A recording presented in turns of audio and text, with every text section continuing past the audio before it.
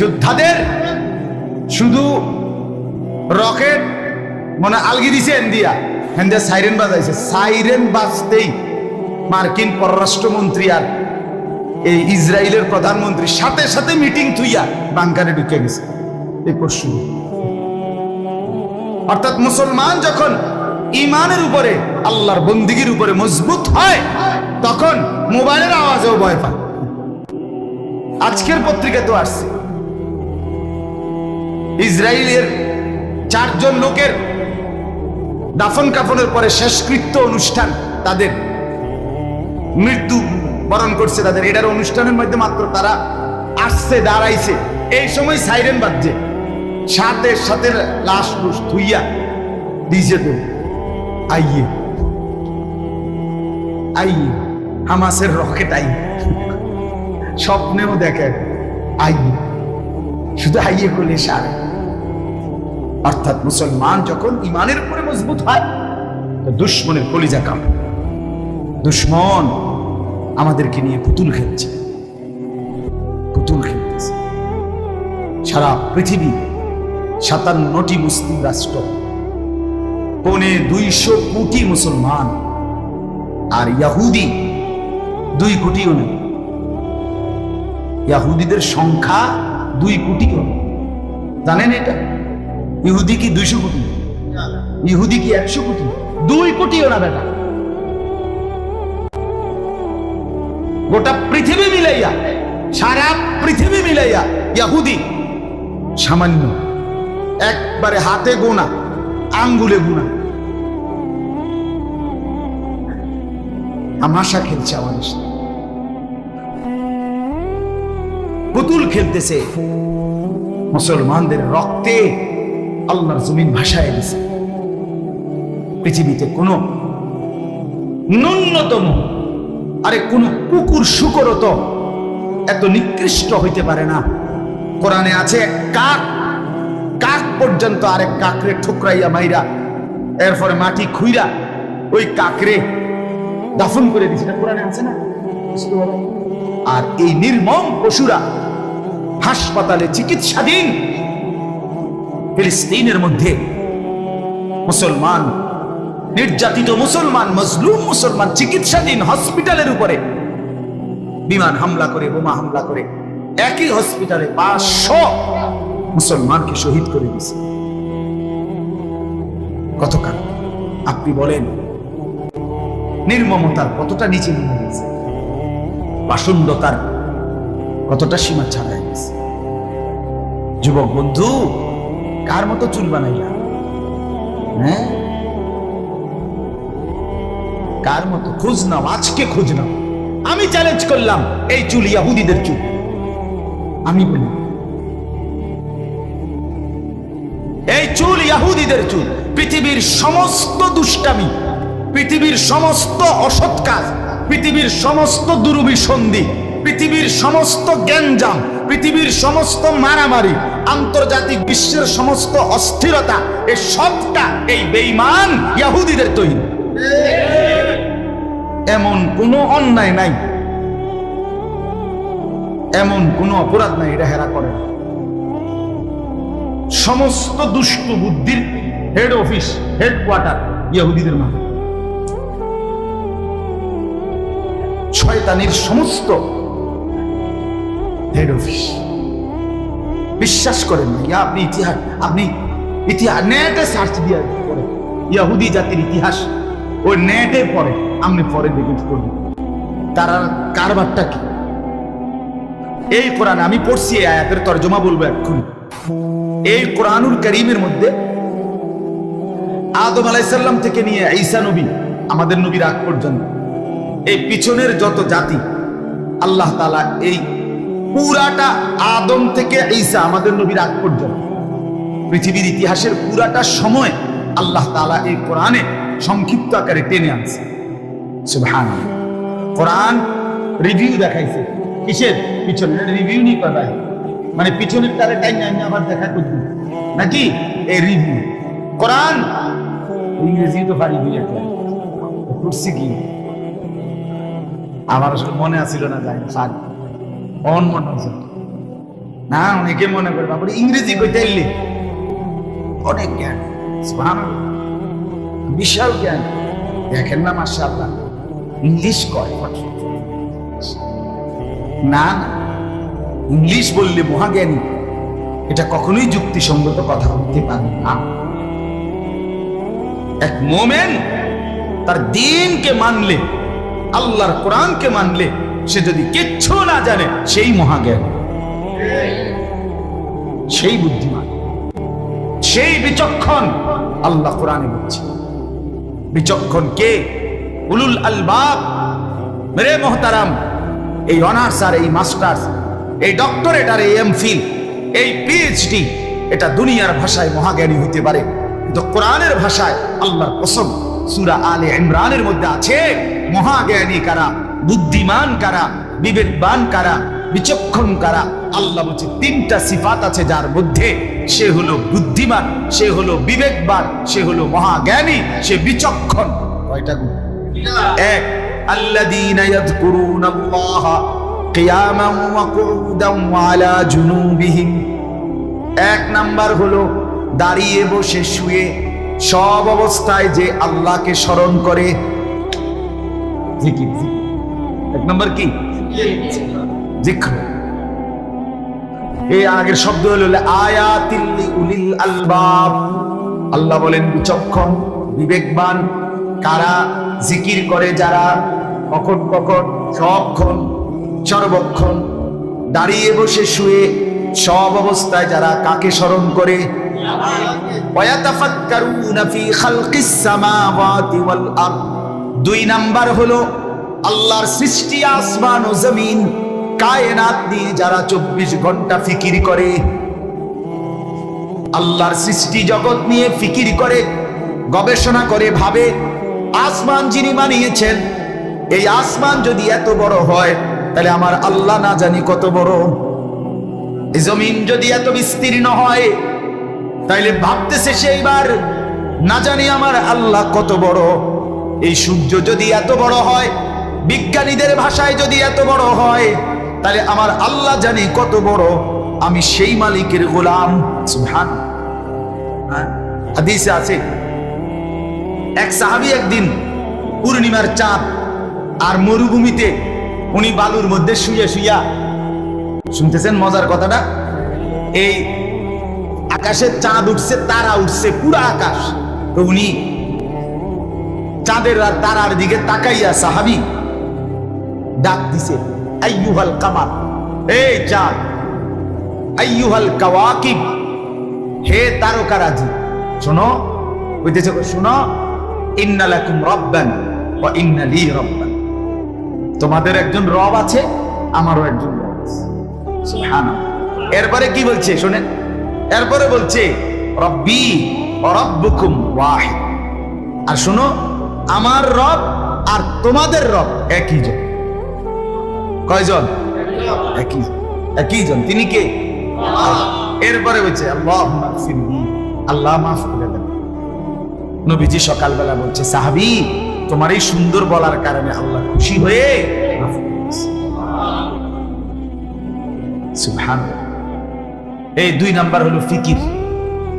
দুই নাম্বার, এক নাম্বার, দুই নাম্বার, তিন নাম্বার রব্বানা মা খালাকতা হাদা বাতিলান সুবহানাকা ফাকিনা আযাবান নার। তিন নাম্বার হলো দোয়া। দোয়া কি? দোয়া। যে আল্লাহর নিকট দোয়া করে, রব্বুল আলামিন বলে দিবানিশি উঠতে বসতে শুইতে যে আমি আল্লাহকে ডাকে, আর আমার সৃষ্টি জগৎ নিয়ে যে ভাবে, ভেবে ভেবে আমাকে চিনে। আর তিন নাম্বার বেশি বেশি আমি আল্লাহর কাছে যে দোয়া করে, আল্লাহ বলেন তারাই হলো বুদ্ধিমান, বিবেকবান, বিচক্ষণ, মহাজ্ঞানী। বলেন আলহামদুলিল্লাহ। অতএব আমার বাপ বলতেছিলাম, আদম আলাইহিস সালাম থেকে নিয়ে ঈসা নবী পর্যন্ত সমস্ত নবীর আমলের ঘটনা সংক্ষিপ্ত আকারে আল্লাহ পিছনের ইতিহাস টেনে আনছেন কোরআন। টেনে আনার পরে এর মধ্যে আল্লাহ তাআলা বহু পেছনের নেককার জাতি, অবাধ্য জাতি, তাদের ঘটনা আল্লাহ এখানে উল্লেখ করছে। অসংখ্য যারা আল্লাহর অনুগত হয়েছে পিছনে, তাদের পরিণতি কি হয়েছে, আর যারা আল্লাহর অবাধ্য হয়েছে তাদের পরিণতিও কি হয়েছে, এগুলো আল্লাহ বিস্তারিত কোরআনে উল্লেখ করছে। নূহ আলাইহিস সালামের কওম জাতি আমরা আগের না পরের? এই আগের জাতির কথা এখানে আসেনি? আচ্ছা, তারা অবাধ্যতার পরিণতিতে তাদেরকে যে পানিতে চুবাইছে তুফানে, এটা জানেননি আপনারা? আল্লাহ বলছে। মূসা আলাইহিস সালামের জাতি আমাদের আগের না পরের? আগে। ফেরাউন আমাদের আগের না পরের? নমরুদ আমাদের আগের না পরের? কারুন আমাদের আগের না পরের? এগুলো আছে এখানে কোরআনে আছে, এদের কথা এখানে আলোচনা আছে। তো আল্লাহ তাআলা বহু জাতির ইতিহাস, বহু মানুষের ইতিহাস আল্লাহ তাআলা এই কোরআনের মধ্যে উল্লেখ করছে ইবরতের জন্য। কিসের জন্য বলেন না? শিক্ষা, নসিহত। শুধু কিচ্ছা বলার জন্য না, বিনোদনের জন্য না, গল্প শুনাইবার জন্য না, অথবা ইতিহাস চর্চা হিসাবে না। ইতিহাসের বইয়ের নিয়ম হলো সন, তারিখ, একটার পর একটা by serial, step by step ঘটনা এটা বর্ণনা করে নির্মোহ ভঙ্গিতে, মানে মূল্যায়ন করবে আপনার শ্রোতা, পাঠক, তারা শুধু ঘটনা বলে যায়। কোরআনুল কারীম এইভাবে বাই সিরিয়াল কোনো ঘটনা পিছনের বলে নাই, বরং যেই ঘটনার যেই অংশটুকু আমাদের জন্য উপকারী, শিক্ষণীয়, আমাদের জীবনের জন্য ফায়দা, ওইটাকে অতটুকুই শুধু বলছে, আগে দিয়েও নাই পরে দিয়েও নাই। এটা হলো কোরআনের ঘটনার বৈশিষ্ট্য। কথা বুঝছেন নি কথা? আমরা যেমন সিনেমার মধ্যে একটা গল্পকে শুরু থেকে শেষ পর্যন্ত দেখায় বানোয়াট, নাটকে এটা বানোয়াট, গল্পের বইয়ের মধ্যে, কিচ্ছার বইয়ের মধ্যে এরকম আছে না। কোরআন ঘটনা, ইতিহাস, পিছনের কাহিনী আমাদের শিক্ষা উপদেশের জন্য বলছে। লাকাদ কানা ফি কাসাসিহিম ইবরাতুন লিউলিল আলবাব। আল্লাহ বলে পিছনের সবগুলো ঘটনার মধ্যে বিবেকবানদের জন্য নসিহত রয়েছে। কি রয়েছে বলেন? আদম আলাইহিস সালামকে যে ইবলিস সেজদা করে নাই, এই কথাটা কোরআনে আছে কিনা? বিনিময়ে ইবলিসকে যে বিতাড়িত করে দিছে, এই কথাটা আছে কিনা? যে এখান থেকে নসিহত আছে নি আমাদের জন্য? ভাই তোমরা বলো, যুবক ভাই তোমাদেরকে বলি একটা কথা, শুধু নসিহত, আরো অনেক বাকি, একটা উপদেশ যদি ভাবি, চিন্তা করো, আপনারাও ভাবেন সবাই, যে একটি সেজদা জীবনে একবার করে নাই, আহা, এক সেজদা না করার কারণে যদি এই ইবলিস আজীবনের জন্য আল্লাহর কাছে লাঞ্ছিত হয়, বিতাড়িত হয়, তাহলে তুমি আর আমি ভাইয়া, আমাদের সন্তানরা দিনের পর দিন, মাসের পর মাস, যাদের কপালে 5 ওয়াক্ত নামাজের সিজদা নাই, তোমার প্রতি তোমার মনিব কি পরিমাণ নারাজ ভেবে দেখেন। আল্লাহ তাআলা কি পরিমাণ নারাজ আমাদের। কয়টা ভাত খায় দেখা, দুগা পয়সা ইনকাম করে দেখা, তার বাবা কিছু টাকা আছে দেখা ছেলে পেলে বুঝতেও চায় না যে তার উপরে যে খোদার গজব। হে মনে করে কই গজব কো, আমি ঘুম যাই, ভাত খাই, মোবাইল টিপি, কোনো অসুবিধা তো নাই। সারা রাত মোবাইলে উলঙ্গ ছবি দেখি, নাচ দেখি, জেনা ব্যভিচারের দৃশ্য দেখি, অসুবিধা তো, অসুবিধা তো নাই। কোরআনের তাফসীরে আছে, আবু লাহাবের নাম শুনছেন না? আবু লাহাবের বদভ্যাস ছিল, নবীজি যখন কাউকে ইসলামের দাওয়াত দিতেন, তো আবু লাহাব পিছন থেকে, দূরের থেকে আপনি আতলার, এই মানে মুহাম্মদের কথা শুনবেন একবারে ধরা। আর ফেসবুক চালাইবা হইতো না, ইউটিউব দেখবা, এটা হইতো না, বেডিদের পিছে আটবা, এটি সব ছেড়ে দেওয়া লাগবে এই বেটার কথা শুনলে। উদাহরণস্বরূপ বললাম, এইভাবে হাত না। তো তাফসীরের মধ্যে আছে, নবীজির কোন কোন সাহাবী আবু লাহাবকে অনেকবার বলছে, আবু লাহাব তুমি যে এমনি এমনি আতলারো, তোমার এই হাতে ক্ষতি হইতে পারে, বিপদ হইতে পারে, বুঝেন নাই? তো তাফসীরে আছে, আবু লাহাব সকালবেলা ঘুমের থেকে উঠতেই ওই লোকদের কাছে, মানে এই সাহাবী যে কয়েকজন কইছে ওনারে, তার কাছে এই দেখো কিচ্ছুই চায়, এই দেখছো, এই যে মৃত্যু চাইলাম, কোনো সমস্যা নেই। আল্লাহ তখন আল্লাহ বলছে ঢাকায় কিতে রেখো, ঢাকাইতে কয় কি? আল্লাহ তখন বলছে আবু লাহাব, আমি তোর 2 হাত খাইয়ালাম, তোর 2 হাত খেয়ে ফেলবো, আমি শেষ করে দেবো। কি ভাবছিস আমাকে? হ্যাঁ,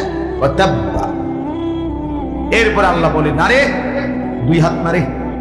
জিদ আল্লাহ পাক রাগ করে বলল, তোর আপাদ মস্তক পুরা বডি আমি গিললাম। বেঈমান, তোরে দেখায় দেব পরিণতি তোর কি হবে। আল্লাহ আমাদেরকে মাফ করে দেন। এজন্য প্রিয় ভাই, আবারও বলছি, আমি আবারও বলছি, একজনই শুনি, কোনো অসুবিধা, তো মনোযোগ দিয়ে ভাবেন, নিজের উপরে রহম করুন। তো বলতেছিলাম, এই কোরআনুল কারীমের মধ্যে আল্লাহ তাআলা পিছনের বহু জাতির ইতিহাস, ঘটনা বর্ণনা করছেন আমাদের কিসের জন্য? উপদেশ। বলেন না, কথা কর নাও, উপদেশ। গরম লাগে, আমি বুঝি, গরম আমার দ্বারা খুব লাগতেছে, কিন্তু এইটুকু সময়ের গরমও দাম, ঠিক কিনা বলেন না? আপনার ঘরের ঘুমের অথবা অবসর কাটানোর চাইতো তো এই সময়টা কষ্ট করে যে হজম করতেছেন, এটাও দাম। কল্পনা করেন মজলুম মুসলমানের কথা, ফিলিস্তিনের মজলুম মুসলমান একটু আশ্রয়ের জন্য দৌড়ছে। এই সভ্য পৃথিবীতে, আধুনিক এই পৃথিবীতে লক্ষ লক্ষ মুসলমান ভিটে মাটি ছাড়া, স্ত্রী সন্তান মাসুম বাচ্চা আহাজারি করছে, আহাজারি করতেছে। অতএব এই গরম আমাদের জন্য কিছুই না। তো বলতেছিলাম, বাপ আল্লাহ তাআলা আমাদের উপদেশের জন্য কোরআনুল কারীমের মধ্যে অসংখ্য ঘটনা উল্লেখ করছে নসিহতের জন্য, বিভিন্ন জাতির অবাধ্যতার কাহিনী। তো তন্মধ্যে এই যে কথাটা, আমার এই আয়াত, তন্মধ্যে কোরআনুল কারীমের সবচেয়ে বেশি বিস্তারিত আলোচনা, বেশি লম্বা ঘটনা, বেশি আলোচনা, বারবার সবচেয়ে বেশি যেই অবাধ্য জাতি, নাফরমান জাতি, অকৃতজ্ঞ জাতির কথা আল্লাহ উল্লেখ করছেন এই কোরআনে, তারাই হলো আজকের এই ইহুদি। এই যারা ইহুদি, ইসরাইলের এই ইহুদিদের কথাই, এই বনি ইসরাইলের ইহুদি, এই দুষ্ট এদের কথাই কোরআনুল কারীমে হযরত মূসা আলাইহিস সালাম এবং তার অনুসারী সহ এদের ঘটনাই কোরআনুল কারীমের মধ্যে সবচেয়ে বেশি। যারা অসংখ্য বনি ইসরাইল মানে এই ইহুদিদের পূর্বপুরুষের মধ্যে আল্লাহ তাআলা একজন দুইজন না, লক্ষের চাইতে বেশি নবী রাসূল তাদের বংশধারায় আল্লাহ পাঠাইছেন।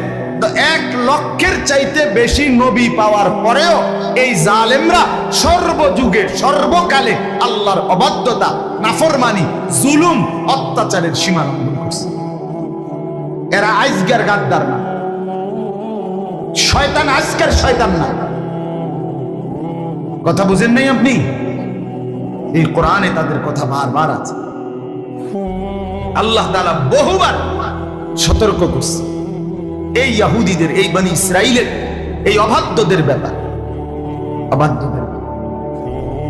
আল্লাহ তাআলা বলেন কোরআন, বারবার তারা নবীকে কষ্ট দিয়েছে। মূসা আলাইহিস সালামের মতো 5 জন নবী, সবচেয়ে শ্রেষ্ঠ প্রসিদ্ধ নবী হযরতে নূহ আলাইহিস সালাম, ইব্রাহিম আলাইহিস সালাম, মূসা আলাইহিস সালাম, ঈসা আলাইহিস সালাম, আর আমাদের নবী মুহাম্মদুর রাসূলুল্লাহ সাল্লাল্লাহু আলাইহি ওয়াসাল্লাম। এই 5 জন শ্রেষ্ঠ, সবচেয়ে বেশি পরিশ্রম করছেন উম্মতকে নিয়ে, মেহনত করছেন বেশি। এর মধ্যে একজন অন্যতম নবীর নাম হলো মূসা আলাইহিস সালাম। এই মূসা নবীরে জ্বালাইয়া এবার কইলা কইলা করে গেছে এই বনি ইসরাইল। এরা এই তাদেরই হযরত ইয়াকুব আলাইহিস সালাম, হযরত ইয়াকুব আলাইহিস সালামের 12 জন সন্তান ছিল, আপনারা জানেন। এই ইয়াকুব আলাইহিস সালামের 12 জন সন্তানের বংশধরই হলো বনি ইসরাইল। এরাই থেকেই ইয়াকুব আলাইহিস সালামেরই আপনার একজন বড় ছেলের নাম ছিল ইয়াহুদা, তারই বংশধর ইয়াহুদি, বনি ইসরাইল। ইয়াকুব আলাইহিস সালামেরই আরেকটা নাম ছিল, একটা নাম তো ইয়াকুব আমরা বলি কোরআনের ভাষা, আর ইহুদিদের কাছে ইয়াকুব আলাইহিস সালামের নাম হলো ইসরাইল। এই আজকে যে নামটা তাদের দেশের নাম, এটা ইয়াকুব নবীর নাম। ইসরাইল এটা ইয়াকুব নবীর নাম, উপাধি, অর্থ হলো আব্দুল্লাহ, আল্লাহর বান্দা। ইসরাইল শব্দ হিব্রু ভাষায় ইসরাইল শব্দের অর্থ হলো আল্লাহর বান্দা। এটা ইয়াকুব আলাইহিস সালামের নাম ছিল। সেখান থেকে তারা নিজেকে ইয়াকুব নবীর উত্তরসূরি, হযরতে ইউসুফের উত্তরসূরি, হযরতে ইব্রাহিম আলাইহিস সালামের উত্তরসূরি, হযরতে ইসহাক, ইব্রাহিম আলাইহিস সালামের আরেকজন ছেলে, একজন তো ইসমাইল, আরেকজনের নাম কি, এই উনার উত্তরসূরি। হযরতে মুসা আলাইহিস সালাম, হযরতে সুলাইমান আলাইহিস সালাম, হযরতে দাউদ আলাইহিস সালাম, হযরতে ঈসা আলাইহিস সালাম, এই সমস্ত বড় বড় নবী এদের উত্তরসূরি নিজেদেরকে মনে করে। এত নবীর উত্তরসূরি হইয়া তোরা এমন গাদ্দার হইলি কেন? কথা বুঝছেন? আল্লাহ তাআলা অসংখ্য নবী রাসূল, বললাম না লক্ষের চাইতে বেশি নবী, সোয়া লাখ আম্বিয়ার মধ্যে আমাদের নবী আখিরি নবী সাল্লাল্লাহু আলাইহি সাল্লাম, আমাদের নবীর আগের জন হইল ইসমাইল আলাইহিস সালাম। মাঝখান দিয়া ইসমাইল এবং আমাদের নবীর মাঝখানে যত বংশধর কেউ নবী ছিল না, অথচ বাকি সব নবী তাদের। এত লক্ষ নবী, হাজার নবী দিয়েও আল্লাহ তাআলা এই অবাধ্য দুষ্ট জাতিকে সংশোধন করার ক্ষেত্রে প্রত্যেক সময়। আরে আশ্চর্য হলো, আজকে তো তারা মুসলমানকে হত্যা করে। এরা সেই জাতি যারা সরাসরি নবীকে জবাই করে দিছে, জবাই। অসংখ্য নবী রাসূল নবীকে জবাই করে দিছে। এরা সেই বনি ইসরাইল, এরা সেই ইহুদি, নিকৃষ্ট জাতি। কোরআনুল কারীমে আছে, ওয়ালা তাজিদান্না আশাদ্দান নাসি আদাওয়াতান লিল্লাযীনা আমানুল ইয়াহুদ। একটা ডাইরেক্ট কোরআন আয়াত। আল্লাহ বলছে সর্বযুগে ইমানদার মুমিনদের সবচেয়ে বড় শত্রু হবে, আল্লাহ বলছে ইহুদি। কারা? একটা ডাইরেক্ট কোরআনের আয়াত, ইহুদি। এজন্য বাপ আজকে এটা মনে রাখতে হবে, প্রতি একদিন আগাচ্ছে মুসলমানদের চূড়ান্ত যুদ্ধ সারা বিশ্বব্যাপী এই ইহুদিদেরকে কেন্দ্র করেই, এদেরকে কেন্দ্র করেই হবে। শেষ পর্যন্ত ইনশাআল্লাহ বিজয় মুমিনেরই হবে, কোনো সন্দেহ, কোনো সন্দেহ।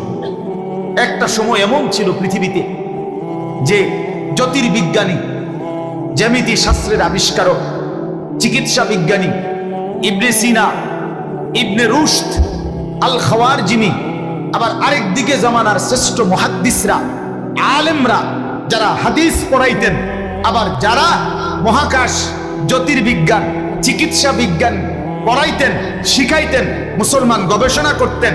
খোদার কসম ওই কিতাবে লিখছে যে একসাথে মসজিদে ঢুকতেন, একই চেহারা, দাড়িওয়ালা, টুপিওয়ালা, পাঞ্জাবিওয়ালা, বাহ্যিকভাবে বুঝার কোনো উপায় ছিল না কে হুজুর মুহাদ্দিস আর কে বিজ্ঞানী। দুশমন আমাদের এখানে আঘাত করে আমগরে ভাগ করে দিছে, ভাগ করে দিছে। আমরা বিভক্ত হব কেন? আমরা জ্ঞান শিক্ষাটাকে ভাগাভাগি করে নিতে পারি, কথা বোঝেন নাই? মানে জ্ঞান শিক্ষা যেমন আজকে একটা সময় ডাক্তার একজনেই গ্রামে গ্রামে গঞ্জে একজন ডাক্তারই সব রোগের চিকিৎসা করে। এমবিবিএস যারা পাশ করে তারা প্রাথমিকভাবে সব রোগের ব্যাপারে কি রাখে, ধারণা রাখে। কিন্তু এখন যত দিন গড়াচ্ছে তত স্পেশালিস্ট আলাদা আলাদা কাজের সুবিধার্থে, চিকিৎসার সুবিধার্থে বিভাগ ভাগ করে নিতেছে, ঠিক কিনা বলেন? আলাদা আলাদা করে নিচ্ছে। তাহলে কাজের সুবিধার্থে আমরা জ্ঞান অর্জন ভাগ করতে পারি। ইঞ্জিনিয়ারিং, ডাক্তারি, মাদ্রাসার কোরআন সুন্নাহর পড়ালেখার আলোকে, কিন্তু দিন মানা, ইসলাম মানা, আল্লাহকে সিজদা করা, আখিরাতের ফিকির করা, এটা দুই রকম হবে কেন? কথা বলেন না? এজন্য সাংস্কৃতিক ভাবে আমরা বহু আগেই দুশমন আমাদেরকে কাজ করে ফেলছে। এখন শুধু জানে দুশমন, সব সময় এটা মনে রাখবেন, এই যে চিন্তায়, চেতনায়, রুচিতে, মানসিকতায়, লেবাসে, পোশাকে, কৃষ্টি, কালচার, সভ্যতা, সংস্কৃতি, ড্রয়িং, ডিজাইন, চলাফেরা, নিজস্ব সামাজিক অবস্থান, এই সব কিছুতে দুশ্মন তাদের মতো করে আমগরে সাজায় নিছে। আমার ছেলেরা তাকাইয়া থাকে ইউরোপ থেকে জুতা, আরে চুলের কি কাটিং আসে। আমার ছেলেরা তাকাইয়া থাকে ব্রাজিল আর্জেন্টিনার খেলোয়াড় কি কাটিং চুল কাটে, এরপরে সে দৌড়ায় সেলুনে। তাহলে কি দাঁড়াইলো? দাঁড়াইলো কি? যে আগে কাফের ড্রয়িং করে দাও, ডিজাইন করে দাও, এরপরে আমরা সাজব। কথা বুঝছি? এই জন্য সাংস্কৃতিক আগ্রাসন, সাংস্কৃতিক ভাবে আমরা হেরে গেছি অনেক আগে, অনেক আগে। আজকে মুসলমানের একটা ছেলেকে আপনি জিজ্ঞেস করেন, বাপ গত 6 বছরে তুমি কতবার চুল কাটছো? একবারও কি মনে পড়লো না তোমার রাসূল কিভাবে চুল কাটতেন? একটাবার এই ডিজাইনটা লইতাম। গত 6 বছরে তুমি কতগুলো প্যান্ট জামা পরছো? একবারও কি জিজ্ঞেস করলা না যে আমার রাসূল, আমার সাহাবায়ে কেরাম ওনারা কি করতেন? কথা বল। গত 20 বছর আপনার ঘরে রঙিন টেলিভিশন চলে, আপনার বিবি বাচ্চা নাচ গান দেখে, একবারও কি মনে পড়লো না এটা গুনাহ? কোন কেন মনে পড়লো না? একবারও ভাবলো না কেন? আমরা হেরে গেছি। দুশ্মন আমাদের কলিজা শুদ্ধা বদলায় গেছে। আমাদের বুদ্ধি, বিবেক, অনুভূতি সে তার পুরা যেটা কি জানি কয়, মানে সম্মোহন, মেডিটেশন, সম্মোহনের মতো, জাদুর মতো, কবিরাজি জাদু, জাদু, এই জাদুর মতো পৃথিবীর সবচেয়ে বেশি জাদুর খেলা ইহুদিদের কাছে। ইহুদিদের পৃথিবীর সবচেয়ে বেশি সুদী কারবার, গোটা বিশ্বের সুদী সমস্ত ফিকির ইহুদিদের। পৃথিবীর সমস্ত গুম, খুন, আততায়ী অর্থাৎ গোপনে পর্দার আড়ালে থাকে হত্যা করা, এই সিস্টেম ইহুদিদের আবিষ্কার। ইহুদিদের মানে সমস্ত শয়তানের নাটের গুরু, দুষ্টামি যত বুদ্ধি তাদের। কথা বুঝছেন? এই জন্য বাপ আমরা প্রত্যেকেই আজকে একটা আয়াত শুধু আমি এই পড়ে তর্জমা শোনাবো, তাইলে আমার কথা শেষ। কিন্তু আমার এতক্ষণের কথার অর্থ হইল আমরা যেন প্রত্যেকেই এ কথা অনুভব করি, শেষ পর্যন্ত আমরা মুসলমান, কালেমাই আমাদের সম্পদ, আল্লাহই আমাদের আশ্রয়। অতএব আল্লাহকে ভুলে, ইসলামকে বাদ দিয়ে, কোরআনকে বাদ দিয়ে, নবীর সুন্নতকে বাদ দিয়ে, নামাজ রোজা আল্লাহর হুকুমকে বাদ দিয়ে চরিত্রহীন হয়ে শেষ পর্যন্ত আখিরাতের শান্তি তো মিলবেই না, দুনিয়াও আমাদের স্বস্তি হবে। আমাদের দুনিয়াও আল্লাহ, আমাদের আখিরাতেও আল্লাহ। কোন পৌঁছেগা হামে তেরে সওয়া। হাকিমুল উম্মত থানভী রাহমাতুল্লাহ আলাইহি বলতেন মুনাজাতের মধ্যে, আল্লাহ আপনাকে বাদ দিয়ে আমাদের আছে কে? আছে আমগরে জিগায়, আমনেরে বাদ দিয়ে। এই জন্য দয়া করে আপনাদের কাছে আমার অনুরোধ, এই 10 জন মানুষ শুনে না, সময়ের এই দাবি, সময়ের দাবি, স্লোগান তো দেব ঠিক আছে, প্রতিবাদ করব, বিক্ষোভ করব, কলিজার ব্যথা তো জানাবই, বলবই, কিন্তু তার চাইতে বেশি দরকার আজকে যদি আমার মুসলমান সন্তানরা, যুবক ছেলেরা যদি বলে ইসলামের শত্রুরা হুঁশিয়ার, সাবধান, এরপরে যদি শত্রু একবার জিগায়, যুবক তুই যে বললি তুই আজকে সারাদিনে পেশাব কইরা পানি লইছিস, কি জবাব বলো? বোঝেন নাই আমার কথা?